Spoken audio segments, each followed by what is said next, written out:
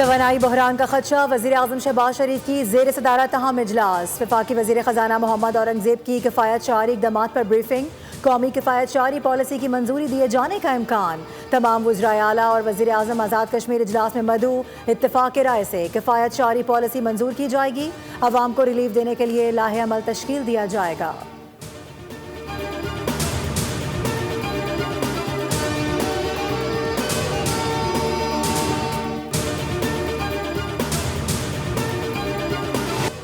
Pakistan stock market में तारीख की दूसरी सबसे बड़ी मंदी, 11,000 से ज़ायद पॉइंट्स की कमी हो गई। इंडेक्स 1,46,480 पॉइंट्स पर बंद हुआ। एशियाई स्टॉक मार्केट में भी शदीद मंदी का रुझान। कोरियन स्टॉक मार्केट में 4, जापान में 6, हांगकांग में 3 और चीन में 2% गिरावट। आबनाए हुर्मुज़ के बंदिश से तेल की सप्लाई भी मुअत्तल हो गई। खाम तेल की कीमतों में इजाफा, $119 फ़ी बैरल की सतह पर आ गया। WTI की कीमत 25.35% बढ़कर $113.94 हो गई। बरतानवी ब्रेंट 24.52% बढ़कर $115.82 पर हो गया। माहिरीन का कहना है कि मशरिक़ वस्ता में जंग तवील हुई तो तेल $120 फ़ी बैरल तक जा सकता है। तवील जंग आलमी मईशत को मुतासर कर सकती है। IMF ने तवील जंग के माशी असरात से खबरदार कर दिया। सरबरा IMF क्रिस्टीना जॉर्जीवा ने कहा है कि जंग के बाद भी आलमी मईशत को संगीन चैलेंजेस का सामना होगा। मशरिक़ वस्ता में नया तनाज़ा आलमी मईशत की मजबूती का इम्तिहान ले रहा है। आबनाए हुर्मुज़ से गुजरने वाली जहाज़ रानी तकरीबन 90% तक कम हो गई। 60% तेल और 11% LNG दरामदाद आबनाए हुर्मुज़ से आती हैं। क्रिस्टलिना जॉर्जीवा ने मजीद कहा है कि जंग तवील हो गई तो पॉलिसी साजों के लिए नए चैलेंजेस पैदा हो जाएंगे। तेल की कीमतों में पहले ही 50% तक इजाफा हो चुका है। स्टेट बैंक ने नई मॉनेटरी पॉलिसी का ऐलान कर दिया। शरह सूद 10.5% बरकरार रहेगी। मॉनेटरी पॉलिसी कमेटी का इजलास governor State Bank Jameel Ahmed की ज़ेर सदारत हुआ। इसराइल का ईरान पर तारीखी हमला, तेहरान में ईरानी तेल के ज़खायर और तनसीबात को निशाना बना डाला। ऑयल डिपो पर आग भड़क उठी। तेहरान के जनूब में भी रिफाइनरीज पर हमला किया गया। आग से करीबी घरों को भी शदीद नुकसान पहुंचा। इसराइली फ़ौज ने दावा किया है कि तनसीबात ईरानी फ़ौज को तवानाई की फराहमी का बड़ा जरिया थे। ताज़ा हमले में 7 अफराद जाम बहक, 21 जख्मी। अब तक के हमलों में 1400 से ज़ायद ईरानी शहीद हो चुके हैं। यूनिसेफ के मुताबिक इसराइली और अमरीकी हमलों में 20 स्कूल्स और 10 अस्पतालों को निशाना बनाया गया। मरने वालों में 30% बच्चे शामिल।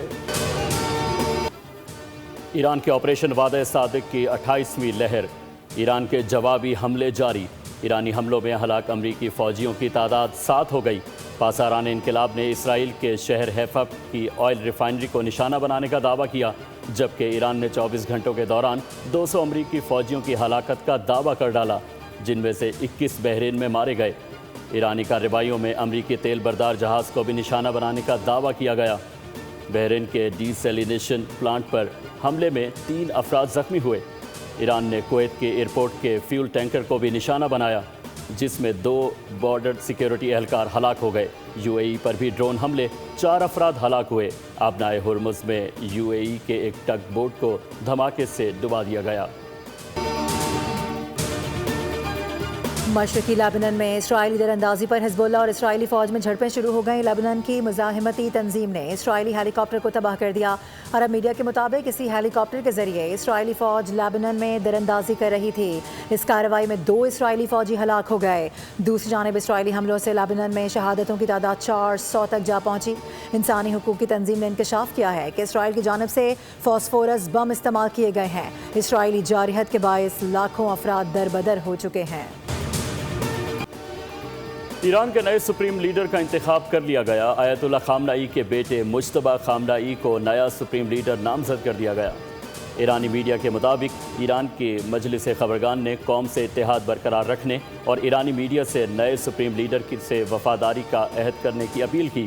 सैयद मुज्तबा खामनाई ईरान के तीसरे सुप्रीम लीडर हैं। मजलिस खबरगान के अरकान का कहना है कि मुल्क में क़यादत के खला से बचने के लिए फौरी तौर पर नए रहबर के इंतखाब का अमल मुकम्मल किया गया।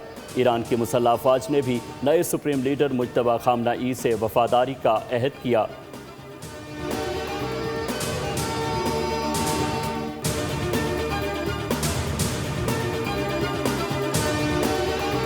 डोनाल्ड ट्रंप मुश्तबा खामनाई के सुप्रीम लीडर मुंतखब होने पर नाखुश, तबसरे से गुरेज। ईरान जंग खत्म करने का फैसला मुश्तरका होगा, जंग बंदी का वक्त नेतन्याहू के साथ मिलकर तय करूंगा। अमरीकी टीवी से गुफ्तगू में अमरीकी सदर ने कहा कि अमरीका नहीं चाहता कि चंद साल के बाद ईरान को दोबारा जौहरी हथियार बनाने का मौका दिया जाए।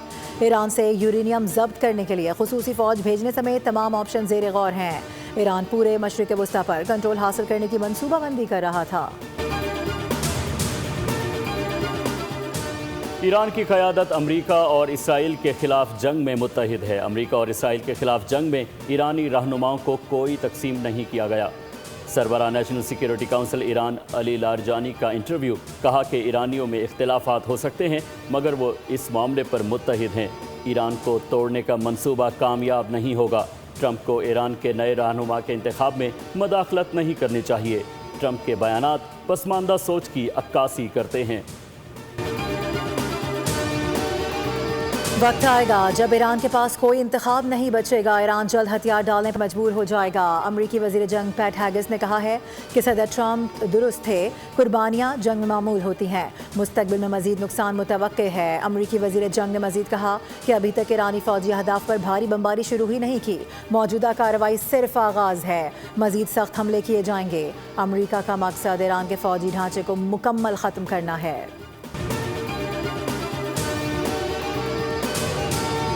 किसी हमसाया मुल्क से तनाज़ा नहीं चाहते। हमारे हमले रोकने के ऐलान को भी गलत लिया गया। ईरानी सदर मसूद पज़ेश्कियान की तेहरान में अस्पताल के दौरे के दौरान गुफ्तगू, ज़ख्मियों की अयादत की। बोले सबसे अच्छे ताल्लुकात चाहते हैं, लेकिन अगर हम पर हमला किया गया तो भरपूर जवाब देने का हक रखते हैं। किसी गुंडागर्दी, जुल्म या जारियत के सामने सर तस्लीम खम नहीं करेंगे। मुल्क की सरजमीन का 1 इंच भी किसी को नहीं दिया जाएगा। इस्लामाबाद में अमरीकी सफारत खाने ने वीज़ा प्रोसेस रोक दिया। आज से 13 मार्च तक अमरीकी सफारत खाना इमिग्रेंट्स और नॉन इमिग्रेंट्स के वीज़े के लिए बंद रहेगा। तर्जुमान सफारत खाने के मुताबिक अमरीकी शहरियों को हंगामी वीज़ों के लिए कौंसल खाने सहूलियात फराहम करेंगे। अमरीकी सफारत खाना सिक्योरिटी वजूहात के बिना पर बंद किया गया।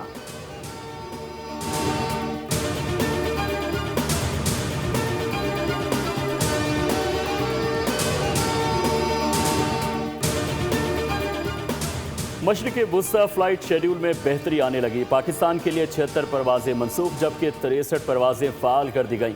मशरिक़ वुस्ता को 9 दिन में पर मनसूख परवाज़ों की तादाद 34,000 से तजावुज़ कर गई।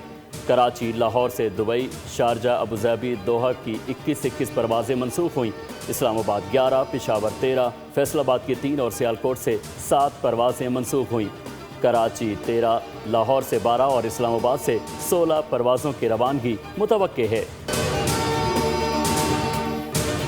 पाकिस्तान ने अफगानिस्तान में किसी शहरी इलाके को निशाना नहीं बनाया। दहशतगर्दों के बुनियादी ढांचे और मुआवन निज़ाम पाकिस्तान का हदफ है। वज़ीर इत्तलात अताउल्लाह तारड़ की गैर मुल्की जरीदों से गुफ्तगू, कहा कि तालिबान हुकूमत के पेश करदा ख्याली आदाद-ओ-शुमार संजीदा तबसरे के भी काबिल नहीं। अफगान वज़ारत दिफ़ा के तर्जुमान के दावे महज प्रोपेगेंडा है। तालिबान रजीम के तमाम हमलों का फौरी और मौसर अंदाज में जवाब दिया गया।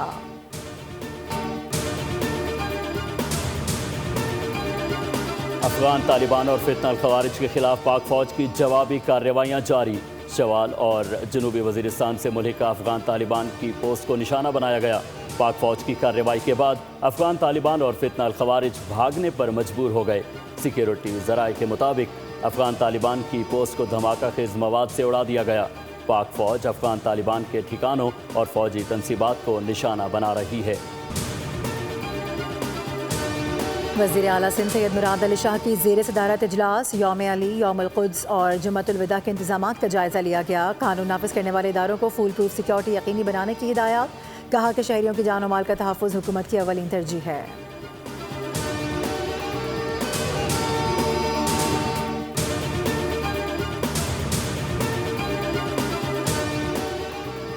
पेट्रोल की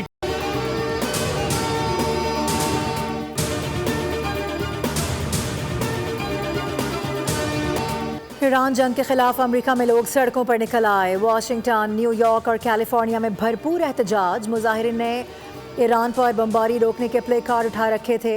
ईरान के खिलाफ जंग बंद करने के नारे लगाए गए। वाशिंगटन में बड़ी तादाद में मुजाहिरीन ने ईरानी अवाम को अपना मुस्तकबिल खुद तय करने का हक देने का मुतालबा कर दिया।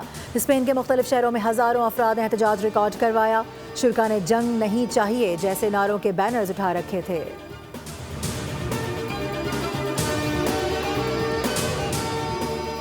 नेपाल की सियासत में साबिक गुलकार ने तूफान उठा दिया। बालेंदर शाह ने इंतखाबात में तारीखी फतह हासिल कर ली। 35 साल साबिक रैपर अगले वजीर आजम बनने के लिए तैयार हैं। राष्ट्रीय स्वतंत्रता पार्टी के नेपाल में मकबूलियत के रिकॉर्ड तोड़ दिए। बालन के नाम से मशहूर गुलकार ने बदउनवानी बेरोजगारी के खिलाफ मुहिम चलाई। मुल्क भर में नौजवान वोटरों ने उन्हें हाथों हाथ लिया।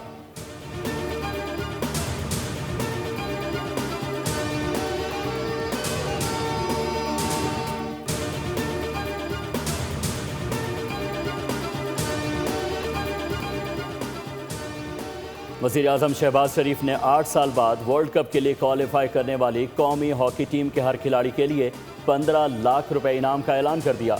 ग्रीन शर्ट्स ने मिस्र में होने वाले क्वालिफायर में शानदार कारकर्दगी का मुजाहिरा करते हुए मेगा इवेंट के लिए क्वालिफाई किया था।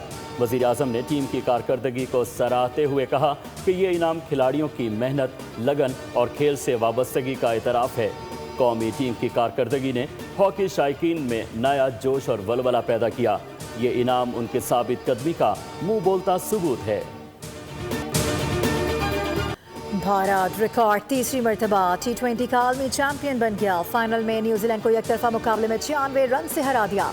भारत टाइटल का दिफा करने वाली पहली टीम बन गई। अहमदाबाद में 256 रन के हदफ के ताक़ुब में कीवीज़ की मायूस कुन कारकर्दगी। पूरी टीम 19 ओवर्स में सिर्फ 159 रन ही बना सकी। भारत ने पहले खेलते हुए 5 विकेटों पर 255 का टोटल स्कोर किया। संजू सैमसन, अभिषेक शर्मा और ईशान किशन ने 9 सेंचुरियां स्कोर की। भारत के जसप्रीत बुमराह 4 विकेट लेकर फाइनल के बेहतरीन खिलाड़ी करार पाए। फतह पर भारतीय टीम को ट्रॉफी के साथ $3 मिलियन की इनामी रकम भी दी गई। साबिक फास्ट बॉलर शुएब अख्तर ने भारत को क्रिकेट का अमीर तरीन बच्चा करार दे दिया। एक टीवी प्रोग्राम में कहा कि भारत बिल्कुल ऐसे ही रवैये का मुजाहिरा कर रहा है जैसे मोहल्ले का अमीर बच्चा तमाम गरीब बच्चों को खेलने के लिए बुलाता है और पहले ही कह देता है कि जीतना सिर्फ उसने है। शुएब अख्तर के मुताबिक भारत 4 में से 3 टीमों को हराकर ऐलान कर देता है कि वो जीत गया।